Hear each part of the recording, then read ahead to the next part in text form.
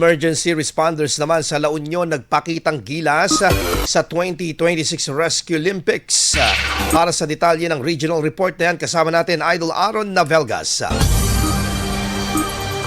104.7 IFM Report. Nagpakitang gilas ang mga emergency responders mula sa iba't ibang bayan at lungsod sa La Union sa ginanap na 2026 Rescue Olympics noong Pebrero 17 sa Convention Center Grounds sa San Fernando City. Lumahok ang mga first responders mula sa 20 Local Disaster Risk Reduction and Management Office o LDRMO sa lalawigan kung saan ipinamalas nila ang kanilang kahandaan sa iba't ibang simulated rescue scenarios. Kabilang sa mga isinagawang aktibidad ang emergency medical services, first aid at ropemanship na sumubok sa kanilang koordinasyon at kasanayan sa pagtugon sa sakuna. Ayon sa pamahalaang panlalawigan, nagsilbing friendly competition ng Rescue Olympics at naging sukatan din ito ng Provincial DRMO upang matukoy ang kakayahan ng bawat LDRMO at magsilbing batayan sa mga susunod na capacity building interventions. Bahagi ang aktibidad ng pagdiriwang ng ika-176 na anibersaryo ng La Union at layuning palakasin ng ugnayan at pagtutulungan ng mga responders sa buong lalawigan. Kasama mo sa IFM News Dugupan, Idol Aaron Navelgas sa TAC IFM.